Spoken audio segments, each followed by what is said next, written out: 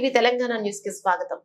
మార్చి 19 మంగళవారం రోజు బాల్కొండ నియోజకవర్గం భీంగల పట్టణంలో ప్రభుత్వ డిగ్రీ కళాశాలలో గల ఈవీఎం స్ట్రాంగ్ రూమ్ లను జిల్లా కలెక్టర్ రాజీవ్ గాంధీ హనుమంతు మరియు పోలీస్ కమిషనర్ సత్యనారాయణ పరిశీలించారు. అక్కడి నుండి బడా భీంగల్ చౌరస్తా వద్ద గల చెక్ పోస్ట్ పాయింట్ ను పర్యవేక్షించారు.